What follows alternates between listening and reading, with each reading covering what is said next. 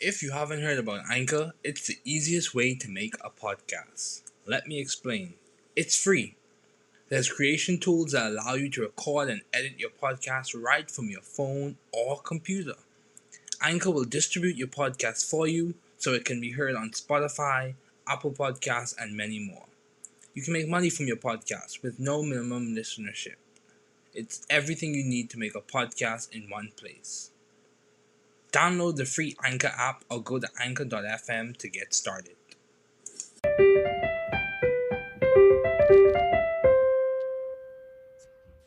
Welcome to the new Chemist Podcast.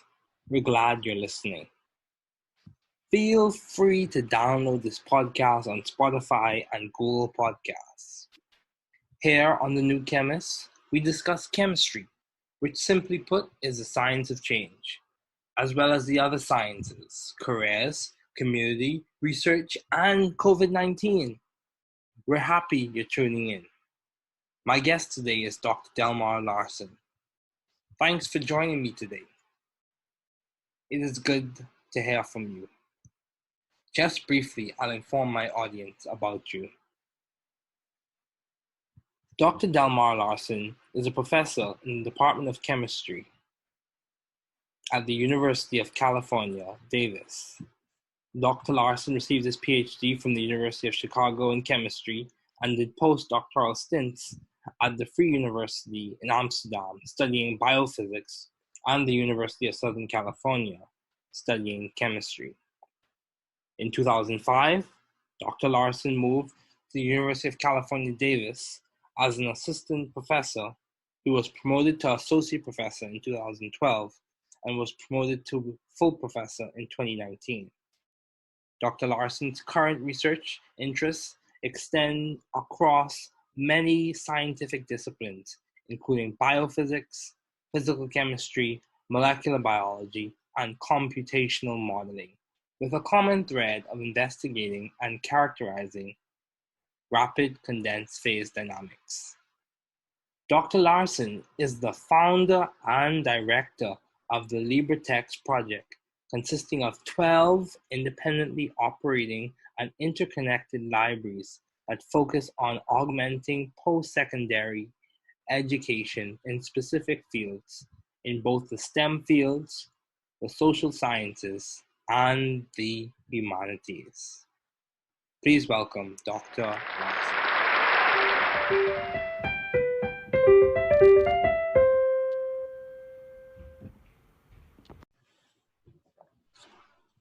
Okay, Dr. Larsen, thanks again for joining me.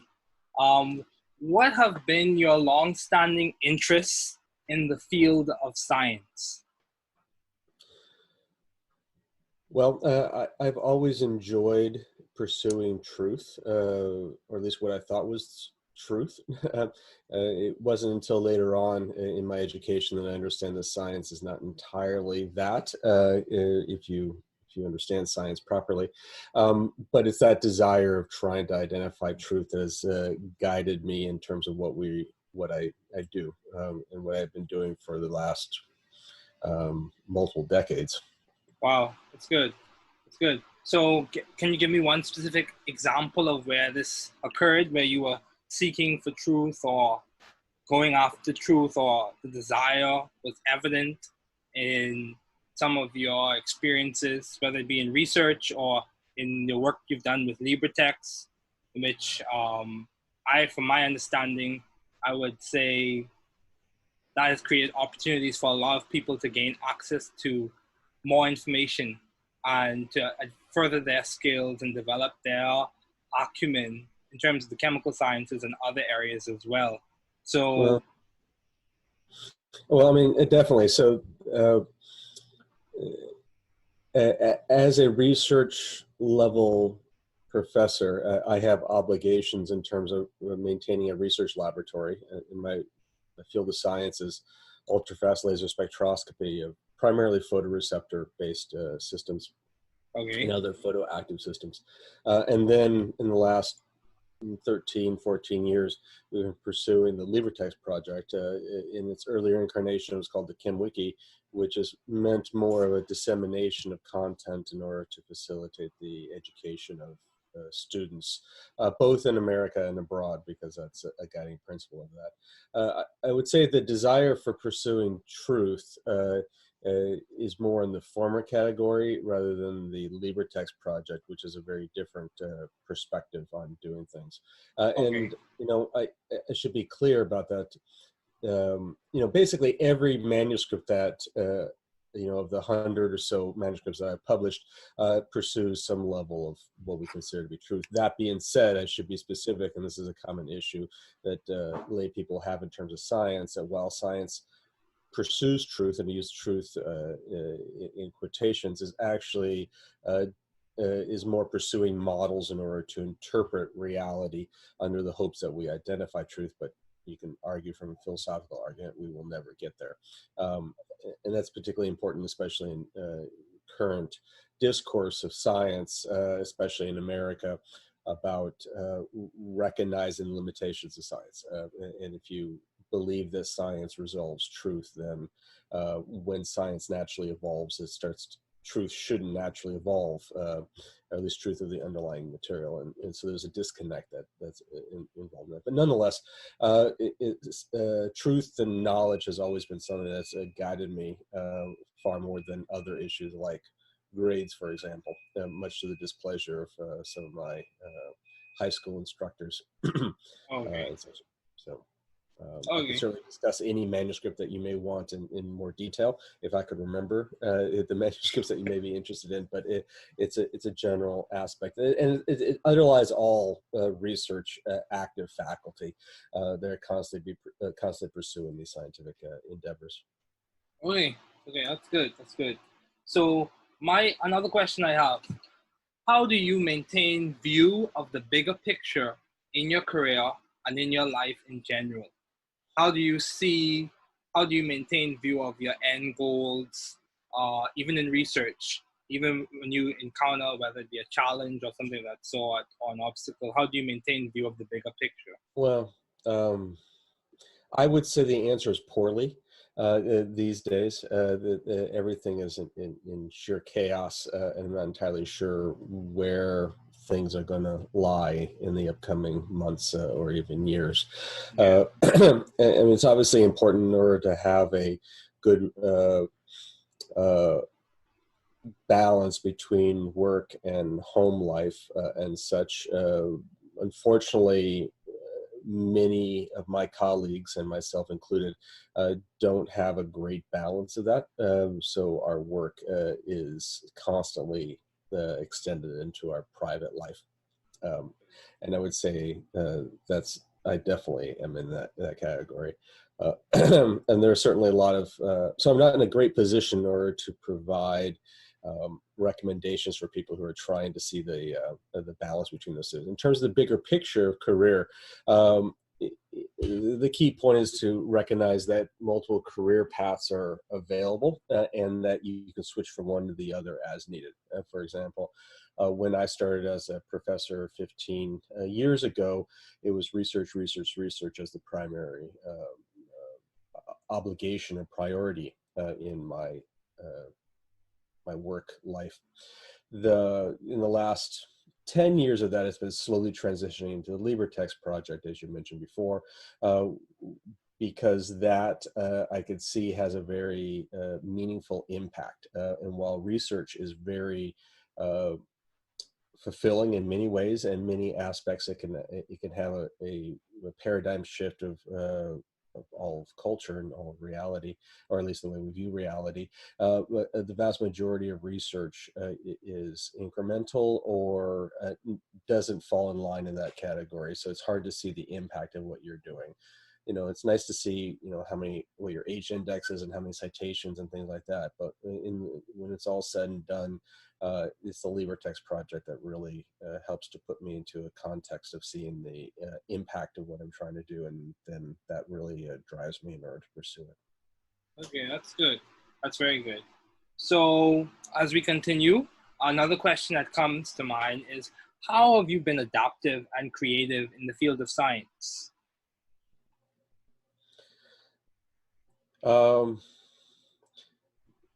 Well, I mean, it's really easy in order to go to this quote that Einstein gave many years ago in terms of basically arguing that imagination is one of the most important aspects associated with doing good science, and that's very true. So it's the uh, scientists that are very rigid in the way that they view things oftentimes have a very short half-life, and are unable to deal with the fact that things change and you be able to deal with it. So one of the nice things about being in a large university provides us faculty that has the opportunity to be exposed to a wide range of different activities, research in a variety of different fields,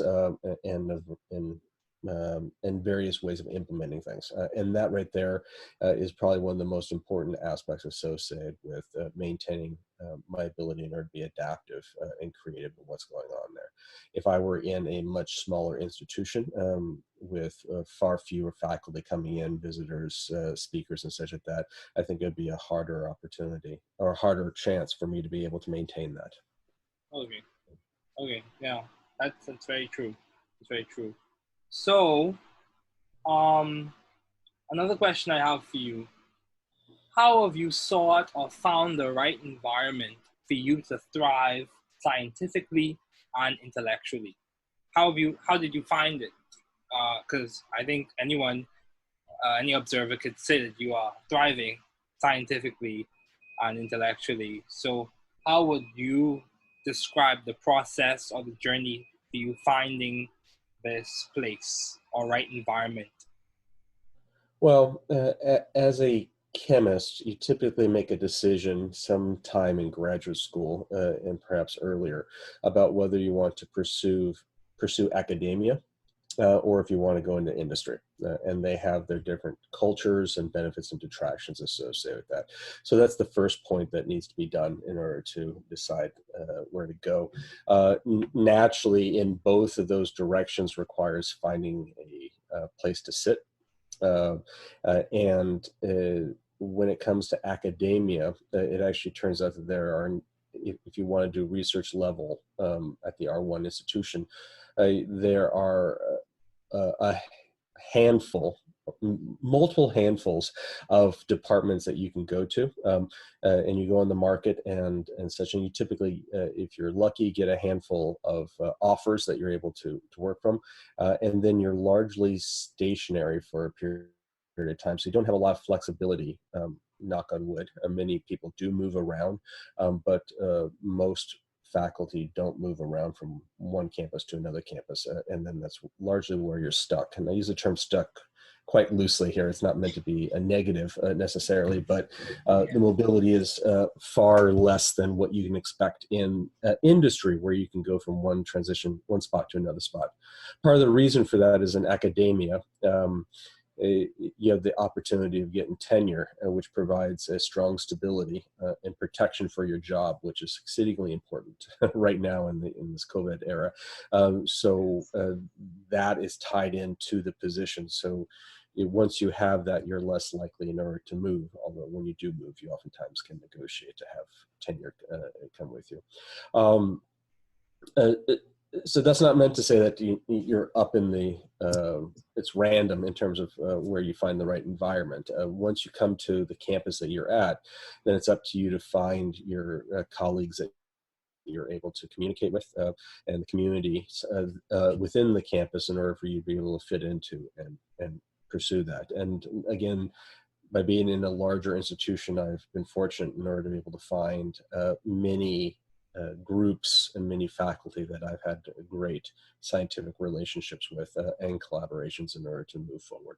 So it's important to always look for these people in order to move forward. Okay, yes, that's true. That's very true. Um, as well as how have you maintained vision and teamwork in your environment? Well, I mean, one of the important things to keep in mind with that question is that when you're running a research program, you're running a research group, which means that you have graduate students, oftentimes undergraduate students, maybe postdoctoral research assistants and such like that. So you're intrinsically running a collaborative group. And the more important important aspect is how to run that group effectively. And unfortunately, many of us learn that by trial and error, less than being trained in terms of how to be an effective manager in order to run these students and move it forward.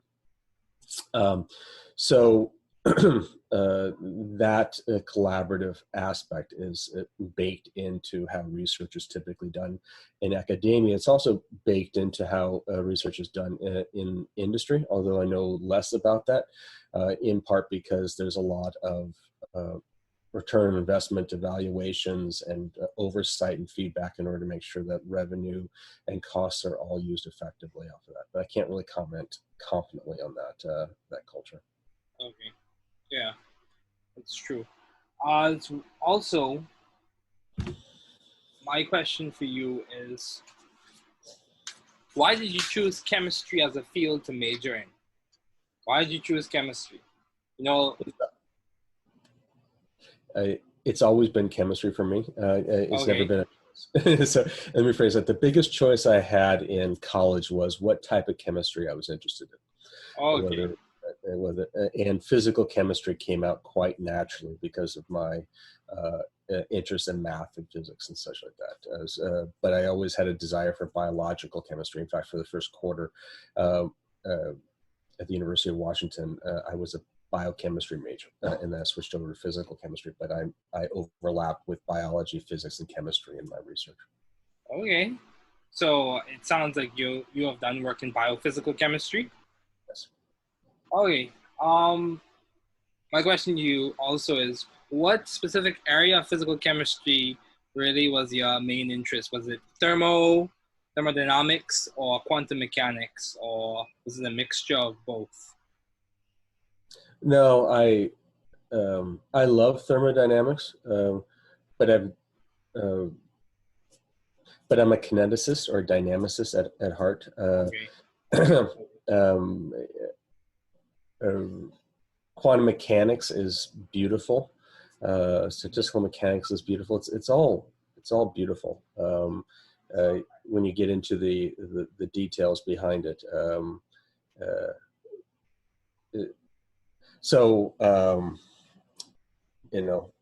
I was trained in graduate school as a dynamicist, and specifically an ultra-fast laser dynamicist. So I was interested in things that are happening on a femtosecond, picosecond, and nanosecond time scale. Before that, when I was an undergraduate, I was trained in a gas phase molecular beam helium cluster experiment with some mass spectrometry and a few other things associated with that.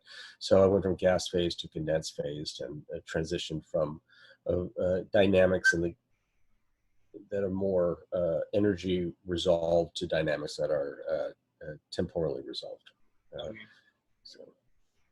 Okay. So you said it was always chemistry for you. So even in your doctoral studies, you didn't feel like changing your mind, or you didn't consider changing course? Well, if you talk to anyone who's gone through graduate school, typically, at least in America, which is on the average of about 5 years in order to get your PhD, you get the blues right around the third year. Okay. And that's when that's when you start looking at, do you really want to do this sort of thing? Now, the magnitude of the blues depends upon the healthiness of the relationship with your advisor and your colleagues in the group, and that is invariably related to the campus that you're in. So some campuses are less healthy than other campuses. Okay. But certainly I went through the blues in order to look at alternative options out there. But I stuck with it and moved forward, and quite happy that I did. Yeah, and you could see the fruits of your labor, the success, as we see right now. My last two questions for you. Do you have any advice to those wanting to pursue the field you're currently working in? Are you referring to ultrafast laser spectroscopy, to chemistry, academia specifically, or academia specifically? Specifically towards undergraduates and incoming graduate students and current graduate students, so students in general. I've seen a lot of students come in that may doubt themselves, doubt their ability in order to move forward. And I've seen some graduate students that overly inflate their expectations of how successful they're going to be based off of their intelligence, how well they do in classes. And I think the single most important trait in order to be successful in graduate school is not the education, I'm going to phrase it, it's not the intelligence, although that is always good. It's always the dedication, how much effort you're willing to dedicate to your program and making it successful. As long as your education, your intelligence meets a certain level, then it's just basically how much skin are you willing to put into the game in order to move it forward. And that I would say is the single most important component associated with the success of a graduate student, and something I encourage graduate students to develop early, which is a good work ethic, because that makes your advisor happy. To see your progress. When your advisor happy, the letters of recommendation get stronger, and everything is a positive feedback in order to move forward. And then you can flip it around by saying a poor work ethic typically doesn't get you very far at all, for the same reason. So I've seen very intelligent people in institutions I've been in before, the University of Chicago and Berkeley, and other places that have collapsed and failed because they just didn't have the work ethic in order to be able to put the time in necessary to be successful in graduate school. So it's the number one thing that I would feel is important for students to cultivate. Yeah, I agree. Work ethic is very important. So my last question for you: what has been some of the most beneficial advice you have received to date? It's really quite broad. So if I were to target that towards students looking at graduate school programs, the most productive advice that I could give and that I have gotten was that when you're looking at graduate programs and you have been accepted at several graduate programs, to go to the program that has the most number of faculty that you would like to work with. So if you have a campus that has a specific person that you definitively want to work with and no one else that you really want to work with, the odds of you getting into a specific program is not always 100%, even if as a specific specific faculty member. So having the secondary options available are exceedingly important in order to be able to move forward. So all graduate program, of all advice for at that stage, that's the one I think that's most important in selecting graduate programs out there. Everything else is a function of the work ethic that I talked about before. You just continue on. You want to continue that and move that forward through every stage of what you're doing. At some point, so when you become a faculty member, you have flexibility to be able to guide your research in the ways that you want. And that's one of the aspects where the creativity that you brought up a while ago is exceedingly important in order to find out where you want your research to go. But that also gives you a bigger picture about, well, what do you want to do in your research, in your activities? And you have as a faculty, especially as a tenured faculty member in most American institutions, and I think most institutions abroad, you have a lot of freedom to decide about what you want to do. So for example, you mentioned the LibreText project. That right there doesn't fold directly into this research active project that is encouraged for faculty in my position. Nonetheless, I had the utility, the freedom in order to be able to pursue it, and I pursued it quite aggressively, where it's taken even some of the work ethic that I was talking about away from my research, but that's because I value it at the same level as I value my research. So it's important to be flexible and be dynamic and pursue what you want to pursue when you have the opportunities in order to do so. Okay, that's good. That's very good. Thank you so much, Dr. Larsen, for joining me today. It is much appreciated. No worries. Sounds great.